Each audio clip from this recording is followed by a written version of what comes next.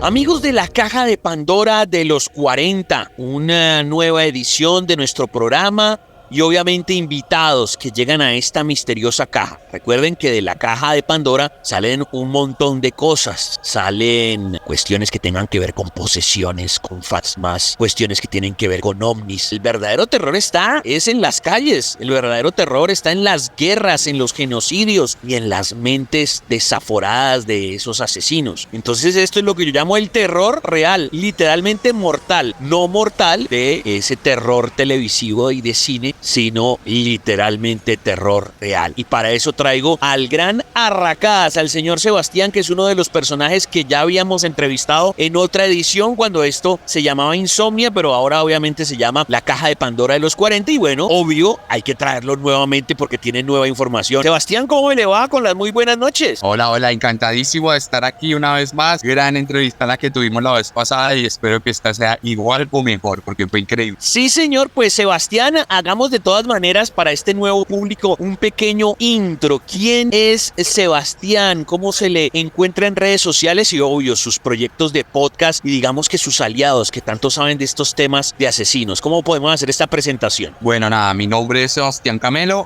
soy escritor y podcaster. Tenemos la fortuna de contar con el podcast de True Crime más escuchado de Colombia, que se llama Serialmente. Lo encuentran en todas las plataformas, incluido YouTube también. Cada capítulo es la historia de un asesino serial alrededor del mundo. Hemos logrado más de 125 capítulos. Recién empezamos la cuarta temporada y bueno, estamos dando a esto. Lo complementamos con contenido en redes sociales. En Instagram me encuentran como @elarracadas con _arracadas y también Serialmente Oficial. Con el nombre estamos en TikTok, estamos también en una cuenta secundaria en Instagram. Ya tenemos contenido prácticamente diario sobre estos temas, alimentando, digamos, todo este universo que hemos construido alrededor también de mis libros. Soy escritor, he publicado 3 libros, tienen que ver con True Crime, tienen que ver con asesinos en serie y recientemente estamos trabajando para publicar el 5 de diciembre mi cuarta novela que se llama Fuego, con un evento en vivo de Serialmente. Brutal. Hablemos un poco de las últimas interacciones con la gente o de cómo se están moviendo los números en redes sociales. Tenemos números de, por ejemplo, de reproducciones del podcast o de pronto algunas opiniones de gente importante en el medio que le ha dicho, uy, Sebastián, se está fajando con este trabajo. Estamos trabajando para sacar un capítulo semanal. En medio de estos 4 capítulos semanales tenemos 350,000 listeners cada mes de distintas partes del mundo. Hemos llegado a más de 180 países del mundo con Serialmente, en especial Colombia, México, Argentina, la comunidad latina de Estados Unidos y países como Costa Rica y Guatemala, donde es popular el podcast también. En los contenidos diarios de redes contamos con más de 50,000 seguidores. Tenemos cerca de 53,000 seguidores en Instagram. En TikTok tenemos más de 94,000 seguidores y tratamos de traer aliados, ¿no? De traer gente que sabe de estos temas, como por ejemplo Edwin Olaya, que es un perfilador criminal con el que hemos colaborado mucho y que de hecho va a presentar mi libro. Y también hemos trabajado con Esteban Cruz, conocidísimo escritor que tiene este libro de Los monstruos en Colombia sí existen, el cual es uno de los bestsellers más importantes sobre estos temas acá en Colombia. Presentamos el libro de él en la Feria del Libro y también él, digamos que ha participado en nuestro podcast y nosotros en su programa de televisión Más Allá en varias ocasiones. Y también con Mauricio Navas, con quien hemos trabajado también en su podcast de Ser o No Ser, ahí el podcast, un gran escritor que ha dirigido también muchas cosas y producido otras y bueno, también es uno de nuestros aliados de la casa en Serialmente. Eso era lo que quería saber, esos aliados como por ejemplo el señor Olaya, que es brutal todo ese conocimiento que brinda desde el punto de vista forense y claro, el gran escribiente que ustedes pueden tenerlo ahí en Más Allá, seguramente lo deben haber visto por televisión o por YouTube. Es más, me falta traer aquí, nunca he podido cuadrar escribiente por muchas razones, el señor Esteban Cruz, pero él es súper pana también de Juan G. Vallejo y de muchos de los panelistas que han pasado por acá. Entremos en materia. Yo debía este tema, es algo que ya pasó, pero digamos la gente no, yo no sé si somos nosotros que estamos sedados, Sebas, por tanta violencia que hemos tenido y como que las cosas a veces nos parecen como, sí, se murió este man, claro, hicimos hicimos bulla, pero internacionalmente los números de este aberrante ser llamado Garavito, es como que la gente en el exterior se vuelve más loca, o sea, o dice, pero es que estos señores son como que, sí, pues obvio, el tipo cometió un montón de crímenes, pero nosotros vivimos como sedados, ¿no le parece a usted? Total, Garavito es un producto de la violencia colombiana, y no lo digo en la medida que esté enmarcado, digamos, en el conflicto o algo por el estilo, sino que se valió de él para ser invisible. Día a día las noticias de Colombia tienen que ver con guerra, con violencia, con muerte, con asesinatos, con robos, con todo tipo de vejámenes, y eso sin lugar a dudas ayudó a que Garavito pasara desapercibido durante tantos años en los que cometió sus crímenes. Entonces es normal que, digamos, siempre estas noticias se vean opacadas, porque cuando Garavito mataba a un niño y hacía todo lo que hacía, al tiempo estábamos teniendo una toma guerrillera, una masacre paramilitar, estábamos teniendo una serie de episodios muy dolorosos que se robaban todos los reflectores, y eso permitía que se incubara esa maldad y que se proliferara de la manera en que ocurrió con Garavito. Eso mismo nos pasa hoy en día, ¿no? La noticia de Garavito fue sin lugar a dudas muy importante aquel día, aquel 12 de octubre. De hecho, en mis redes sociales hice una publicación al respecto y ha sido mi publicación con más likes e interacciones en toda la historia de mi Instagram. Pero al otro día ya dejó de hablarse de Garavito porque había violencia, porque sigue habiendo violencia en el terreno, en las regiones, y eso sin lugar a dudas nos da cuenta de que nos hemos habituado a esa violencia, cada vez la normalizamos más. Cuando se habla en el exterior de lo que pasa en Colombia, nosotros lo hablamos con mucha normalidad y la gente de afuera no se lo puede creer, ¿no? Es lo que siempre pasa, así como pasó con Garavito en su momento, y yo creo que seguimos en ese círculo vicioso de la violencia, ¿no? Ahorita volvemos a hablar de él, ocasionalmente se habla de él, salió un documental recién en HBO, seguramente van a salir otros documentales y entrevistas, porque sé que hay algunos periodistas que tenían guardadas unas entrevistas con él y las van a sacar a la luz ahorita, pero no deja de ser algo que pasa como desapercibido si lo miras en un gran formato de panorama nacional colombiano como el nuestro. Ok, lo último que supimos, o bueno, igual debe haber gente que esté bajo la tierra y diga, no, ni siquiera sé quién es este señor. Garavito, uno de los mayores asesinos en serie, no solo de Colombia, de la humanidad, haciendo cosas aberrantes con niños, terribles, muchos crímenes que nunca se encontraron los cadáveres, otros sí, otros alcanzaron a, digamos, a resolver casos, otros casos quedaron inconclusos. El tipo estaba en una prisión que se llamaba La Tramacuba, tenía cáncer y pues bueno, muere. Y lo último que sabemos es que algo pasó con el cadáver, como si quisieran hacer un rito, como que si la gente no lo quisiera reclamar. ¿Sabemos qué pasó con el cadáver de Garavito? Sin lugar a dudas, cuando se esgrimen leyendas o mitos como el de Garavito, que en sí mismo ya hace parte de nuestra cultura popular, también hay espacio para que se creen todo tipo de habladurías alrededor, rumores, por así decirlo. Digamos que habladurías tiene una connotación peyorativa, entonces hablemos de rumores. Y en el caso de Garavito tenemos varios, ¿no? De acuerdo a desde el día de su fallecimiento, se ha hablado de que se está buscando parte de sus restos, que digamos en medicina legal se están traficando de pronto pedazos de su cuerpo para poder hacer ritos satánicos.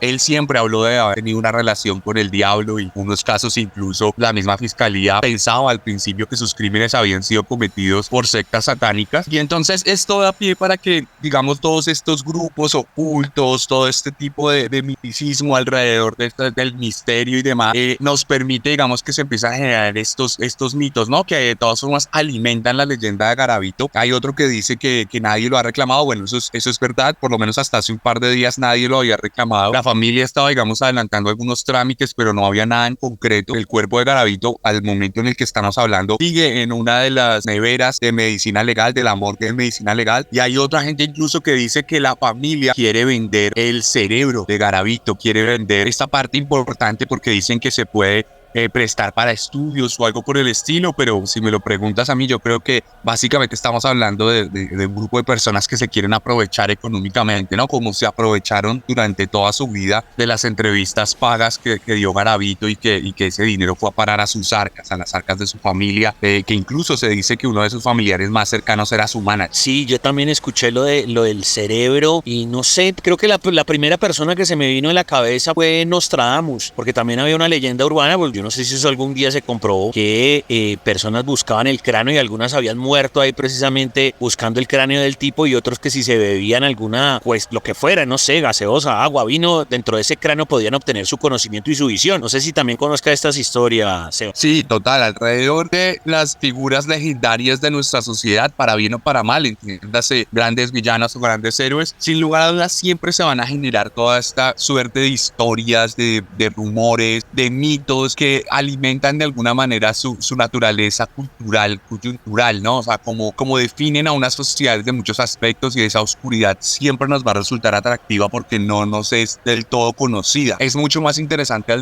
nivel de historias, a nivel narrativo, hablar, digamos, de una serie de mitos, de leyendas que nos permiten explicar lo que de alguna u otra manera nos es inexplicable, ¿no? Porque aunque, por ejemplo, en nuestro podcast queremos explicar la maldad desde un punto de vista a veces social, a veces psicológico, a veces familiar, lo cierto es que también hay un componente ahí desconocido, ¿no? Nos es desconocido, y eso de hecho genera las curiosidades que tienen tantas personas alrededor de estos temas. Entonces yo creo que siempre en estos temas de crimen, de asesinatos, mal o bien, vamos a tener en algún punto esta serie de construcciones ideológicas, narrativas, a las cuales mucha gente se suscribe de alguna u otra manera, ¿no? Genera estos intereses. Los mismos criminales, hemos conocido tantos casos de crímenes que están relacionados con lo esotérico, con lo místico, las bandas, digamos, los grupos armados del Congo, los narcos satánicos en México, tantos casos que, digamos, se alimentan de esta cultura de lo oscuro y lo esotérico, que más allá de que sea real o no, independientemente de lo que creamos, sí contribuyen de alguna u otra manera al desarrollo de esos acontecimientos tan nefastos. Ya metiéndonos obviamente en todo el expertise de Sebastián y en todos estos crímenes que el tipo cometió, no sé si hay un número exacto de víctimas, pero la gente quiere saber de detalles. Obviamente hay unas cosas absolutamente macabras, de hecho por sí se están rotando en Telegram no solamente las fotos de la muerte de él, o bueno, más que la muerte del cadáver ahí en la nevera, sino pues precisamente de casos viejos, de fotos que se conozcan en Telegram, en la Deep Web, en fin, en muchos lados se están rotando esta información. Pero ustedes desde su conocimiento, desde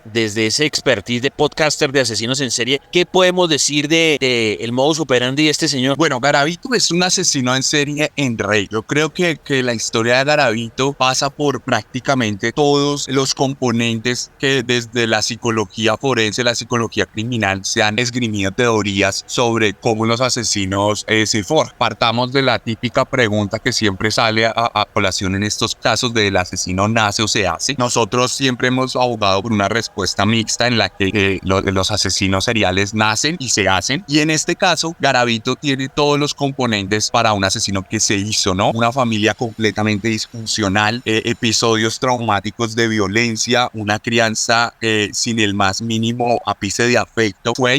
Se dice que fue incluso víctima del conflicto armado en la medida que su familia fue desplazada. Él nació por los lados del eje cafetero y terminó viviendo por el suroccidente del país. Más adelante de eso, bueno, episodios ya relacionados al abuso sexual. Él asegura que en varias ocasiones fue víctima de abuso, primero por parte de un amigo cercano de la familia y luego por parte de quien que atendía una farmacia en el pueblo y que era también compañero y amigo de su padre. Estos episodios obviamente no quiere decir que sea una regla, no estamos hablando de una ciencia exacta, sino una ciencia relacionada al estudio humano y el comportamiento, pero hay muchos casos en los que algunas víctimas sí tienen, digamos, tipo de factores relacionados con su crianza, relacionados con su estatus social, relacionados también con su desarrollo cultural y en muchas ocasiones con su desarrollo biológico. En el caso de la reconocida amígdala, que determina el proceso de emociones, o la forma en que se conecta el lóbulo frontal, que controla nuestros impulsos. Todo ese tipo de cosas crean un caldo de cultivo para generar un psicópata, y en este caso un psicópata que se decanta por el asesinato.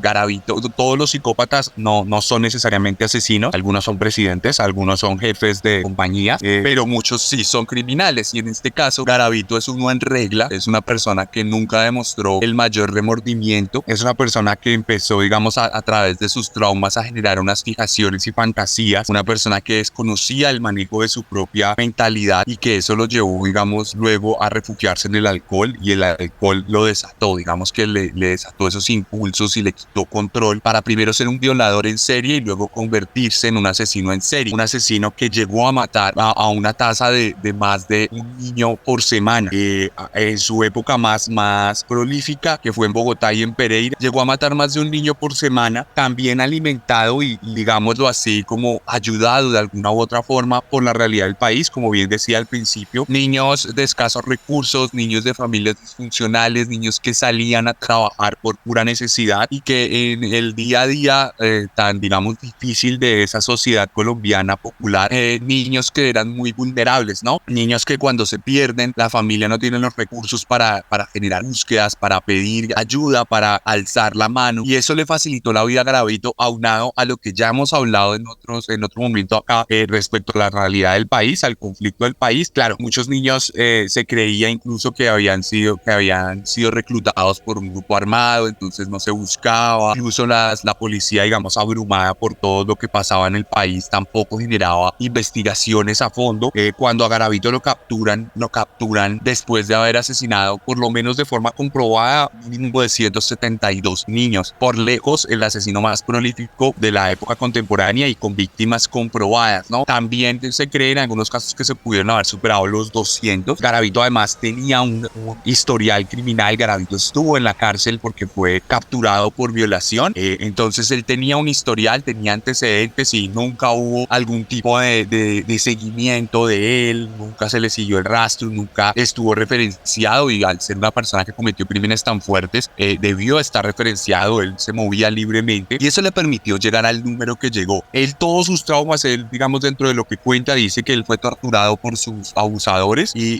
probablemente lo que vemos allí es que él intenta resignificar su rol de víctima, convirtiéndose en un victimario y poniendo en posición de víctimas a estos niños como él lo fue. Entonces tal vez por ahí vaya la explicación. Por supuesto, un psicólogo forense, un perfilador criminal lo diría con más exactitud que yo, pero por ahí va el estudio, por ahí va el análisis sobre Garavito, que tenía estos impulsos, que era tremendamente violento. Algunos de los sobrevivientes, digamos, decían que ellos sobrevivieron porque no se resistieron, porque no generaron, digamos, este instinto de supervivencia y trataron de quedarse quietos, y algunos, digamos, que fueron abusados pero no asesinados. Este tipo de personas como Garavito, sin lugar a dudas, son sujetos de estudio que comprueban teorías que se han comprobado con otras personas, ¿no? El cuadro psicológico es muy similar al de Jeffrey Dahmer, al de Kemper, al de Ted Bundy. Son personas con un encanto particular. Garavito, un poco se habla de que tenía familia, de que tenía una pareja estable, digamos que no era una esposa con la que se casó, pero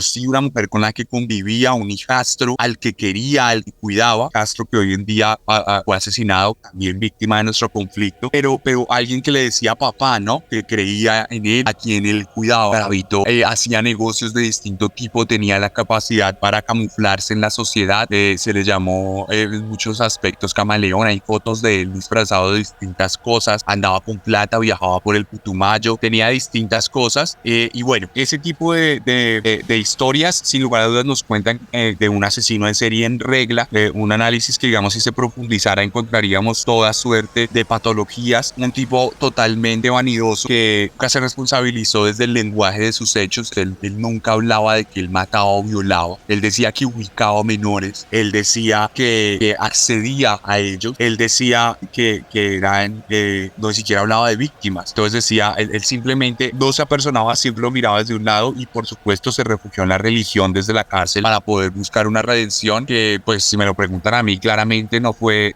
honesta de ninguna manera, sino que simplemente buscaba manipular a la sociedad que le rodeaba para lograr beneficios, ¿no? Y eso fue lo que logró en muchos aspectos. Por eso, no en vano, sus entrevistas siempre fueron complicadas. Él las procuraba dirigirlas y se salía de sus casillas muy fácilmente, porque evidentemente estamos hablando de un psicópata que calculaba lo que hacía. Brutal eso que nos están contando el viejo Sebas, el Arracadas, experto en todos estos temas de asesinos en serie, un podcaster profesional con muchas escuchas, y obvio les debía a ustedes, junto con nuestro amigo DJ Toby, esta edición de Garavito. Hay unos números que se confunden con un personaje que a mí me parece, bueno, lo que hablábamos, ¿no? De que estamos sedados, pero pues yo tengo entendido que es colombiano y parece como si fuera la misma historia, pero yo tengo entendido que son dos personas diferentes. El monstruo de los Andes no es colombiano y acaso no tiene también como 300 víctimas, y creo que incluso puede estar incluso vivo. ¿Esto es cierto? El monstruo de los Andes, hasta Garavito, fue considerado el peor asesino en serie de la historia. Él tiene comprobados alrededor de 100 asesinatos,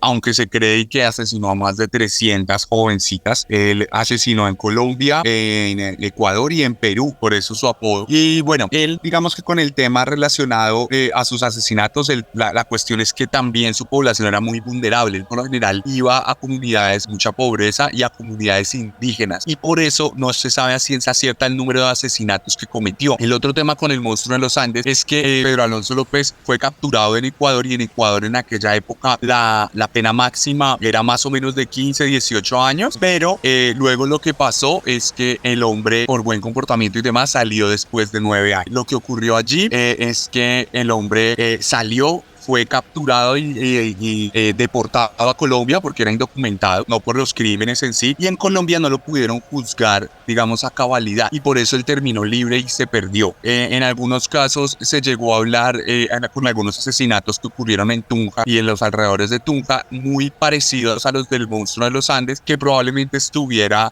matando y demás, pero no se pudo comprobar de ninguna manera, y digamos que también entró al apartado de estos temas de los mitos colombianos y las leyendas. Lo que yo sé y lo que yo pude corroborar en algún punto fue que buscando con la cédula de ciudadanía del monstruo de los Andes, él fue reportado por la registraduría como fallecido en 2005, pero no hay mucha información al respecto. Si tú buscas con el nombre, con la registraduría, con su cédula y demás, él sale como que falleció en 2005, hay una foto incluso de él un poco mayor, pero no hay detalles al respecto. Entonces por eso digamos que también se ha alimentado todo el tema del mito del monstruo de los Andes que desapareció. Exacto, que sigue vivo, pero él es de nacionalidad o era de nacionalidad colombiana, y lo que me aterra es que su caso sea pues como inadvertido y el de Garavito le hayamos dado más prensa. ¿Por qué pudo haber sido? Por lo que usted dice que de pronto la mayoría de crímenes era en el exterior, ¿sería por eso? Sí, yo creo que hay un problema con el tema de las autoridades de cada país, ¿no? Cada país tiene sus coyunturas, y en general las poblaciones indígenas siempre han sido poblaciones vulnerables, y en esa época ni siquiera eran sujetos de derecho, digamos, en propiedad. Eso es algo que hasta ahora se concibe y es una realidad, pero bueno, yo creo que ahí es donde estamos viendo que la población vulnerable es la que siempre, digamos, lleva el bulto en estos casos donde son asesinos tan prolíficos, y digamos hay muchas desaparecidas, ¿no? No hay escenas de crimen comprobadas, entonces tú no puedes contar dentro de las cifras oficiales de asesinatos, no puedes encontrar a los desaparecidos, no los puedes contar. Por eso el número de este personaje es tan grande, o sea, estamos hablando de 100 comprobados aproximadamente y 300 sin comprobar. Es muy grande la diferencia, y esos 300 sin comprobar probablemente sean ciertos, la verdad, pero no podemos decirlo y afirmar. Ok, retomando nuevamente con este señor Garavito, Sebas comentaba un montón de cosas ya del tema de su mente, ¿no? De como medio narciso, como un personaje exacto que quiere una supuesta redención, pero es como una redención falsa, como puede tratar incluso hasta de volverse popular, puede ser un tipo que no se arrepintió. Incluso también lo de los disfraces puede ser algo también de esa personalidad loca. Yo lo veo un poco como, no sé si usted se acuerda de esta película que se llamaba Catch Me If You Can, que es Leonardo DiCaprio y Tom Hanks, aunque ahí estamos hablando de un estafador, pero es que estas historias me causan conmoción porque, bueno, ahí el tipo es que quiere ser estafador, y su vida, su profesión, su empresa es ser estafador y el mejor estafador. Podría ser entonces que esta empresa es una empresa de la muerte y él quiere ser el mejor asesino de todos. Esa es realmente su intención, porque es que uno dice, nada más uno tratando de buscar trabajo, lo que sea, y pasan los años y no sé, y el tipo, y la plata de dónde la sacaba, su expertise, habrá averiguado de verdad cómo se mataban mejor las personas. ¿Sería así hasta ese punto, Sebastián? Yo ya esto es una opinión personal y es algo que yo, digamos, sería mi forma de verlo. Podría haber muchas opiniones distintas, pero yo creo que no, en principio no. Yo siento que los crímenes de Garavito obedecen a sus pulsiones, a sus necesidades fisiológicas, a sus necesidades psicológicas. No considero que fuese, digamos, un asesino calculador que tenía como objetivo la fama. No lo creo así, aunque recién afirman estos periodistas que van a sacar su entrevista, dicen que él había pensado y había dicho que iba a cometer un gran último crimen a la luz de la sociedad para que todos lo vieran y lo reconocieran. Si me lo preguntas, yo diría que estaba siendo mentiroso y está dándole a los periodistas, le estaba dando a los periodistas lo que quería preferirían escuchar? Si me lo preguntas. El tipo realmente al principio era muy cuidadoso con sus crímenes y demás, y ya más adelante terminó, digamos, siendo total y absolutamente descuidado. A él lo capturan porque es descuidado, mata a la luz del día, rapta a un niño y se lo lleva a un potrero en Villavicencio, casi que al lado de unas casas y de un barrio. La gente escucha los gritos, un habitante de calle lo escucha también y es de los que ayuda a prenderlo. Y yo creería que no, yo no diría eso. Ya eso viene después, cuando él ve que hablándole, cuando él ve que es reconocido nacionalmente, cuando él ve que sale en la prensa, cuando él ve que puede vender su historia, cuando él ve que puede contarle a la gente lo que ocurre en su cabeza y con eso ganar beneficios, ahí es donde yo creo que él dice, bueno, voy a empezar a decir esto, voy a empezar a hablar de esto, pero sin lugar a dudas considero que no es más que otro de sus ejercicios manipuladores. Ok. ¿Él realmente qué profesión tendría? O sea, ¿qué sabía hacer? ¿O simplemente era un todero? Porque si de todas maneras era un nómada, igual para levantarse la plata y todo, ir de pueblo en pueblo, pues tendría que ir ganando dinero, vivir de algo mientras mataba gente, ¿no? Sí, y digamos que yo tengo ese vacío en ese lado de la historia, porque lo que yo entiendo y lo que yo sé es que él se dedicaba principalmente a oficios varios relacionados al campo, que él realmente a veces trabajaba en fincas, era vendedor ambulante, también digamos en algunos casos era estafador, vendía algunos bonos y demás que obviamente eran estafas, pero a veces en sus propios relatos, a veces él habla de que, no sé, llegaba a la casa con 2 millones de pesos, 1 millón de pesos de la época, y esa cantidad de dinero digamos que no se logra con esos oficios. Entonces yo creo que él a veces va cambiando de pronto sus versiones y demás. Sabemos, por lo menos no hay registro como que haya sido ladrón o algo por el estilo. En muchas ocasiones podría tratarse, digamos, de pequeñas estafas de pueblo en pueblo, pero no era un hombre particularmente, digamos, con alguna profesión o algo por el estilo. Yo creo que, como decimos en Colombia, se dedicaba al rebusque. Ok, obviamente las descripciones, todas son inenarrables, pero hay algo que particularmente le haya quedado en su cabeza, algo que haya dicho, mire, el asesinato fue tan bajo que, no sé, me tocó llorar o vomitar de lo terrible que fue la descripción que leí. Yo creo que en general su modus operandi tenía algo muy grave, muy fuerte, y era que él dentro de su mente consideraba que el cuchillo era como una representación fálica de sí mismo, ¿no? Él decía y afirmaba que tenía problemas de disfunción eréctil. Eso también puede ser un tema relacionado pues a propios relatos y todo eso, pero más allá de eso, lo que sí se ha identificado es que obviamente sus crímenes tenían una naturaleza sexual, y la naturaleza sexual no quiere decir exclusivamente que haya abuso, ¿no? Abuso, digamos, en lo que conocemos ya como la penetración y demás, sino que, digamos, en su cabeza funciona de manera sexual la forma en que mata. Y él a muchas de sus víctimas, a la gran mayoría de sus víctimas, las picaba constantemente con el cuchillo. Hay víctimas a las que se las han encontrado en sus muslos y en su espalda más de 200 heridas de navaja, y hay fotos de eso. Entonces digamos que eso sí me dio muy duro en el momento que lo vi. Pensar en eso multiplicado por más de 150 veces, todas menores de edad, es sin duda alguna uno de los peores monstruos que han existido en la sociedad. Sí, no hay otra palabra. Y bueno, se termina el tiempo, pero yo creo que vamos a tener muchas más charlas con el Arracadas, un experto en este tipo de temas de asesinos, en estos temas de lo que yo digo, el terror real, porque es que esto no es ficción, no fue un personaje que salió en una película, sino existió y mató gente real y niños, además, terrible. ¿Algún mensaje final, querido Sebastián, para que le contemos a toda la gente de la Caja de Pandora de los 40, que puede participar con el numeral La Caja de Pandora de los 40, para que digan qué opinan de esta entrevista que hemos tenido? Entonces, no sé, un mensaje final, y obvio, déjenos sus redes sociales para que lo busquen, Sebas. Nada, yo en mi podcast siempre le digo a la gente que debe recordar que siempre podemos ser peores, y yo creo que bueno, eso se ha convertido en una frase, digamos, en el eslogan de nuestro podcast, y la gente lo usa mucho, pero eso no es una frase vacía, ¿no? Eso no es una frase que simplemente vaya por ir o por adornar el podcast, es porque es la realidad. Y en un país como el nuestro siempre hemos habituado nuestra mente a la maldad, a la violencia, la hemos habituado a la corrupción, a una suerte de ejercicios de maldad social y de maldad personal también. Entonces, tal vez mi mensaje sería ese: no nos habituemos. Cuando yo cuento una historia en el podcast, no lo hago solo para entretener, aunque ese es uno de los objetivos del podcast, sino también para concientizar de muchas cosas, y en este caso recordarle a la gente que la maldad es real. No nos habituemos a ella y no la normalicemos, aunque hace parte de nosotros, justamente tenemos que conocerla para que no nos domine. Y bueno, la invitación a escuchar mi podcast, pueden encontrarlo como Serialmente en Spotify principalmente, pero también en Deezer, en YouTube y en otras plataformas. Y cualquier cosa me pueden escribir en mis redes sociales, estoy muy atento siempre en mi comunidad, @el_arracadas en Instagram, allí es donde más respondo, pero estoy en todas las redes sociales. Muchas gracias, Sebastián. Sebastián, un personaje que de verdad usted se va a ir esta noche con los pelos de punta, recordando todas estas cosas terribles que hizo este monstruo llamado Garavito. Y nosotros tenemos que seguir destapando misterios y cosas terribles en la caja de Pandora de los 40.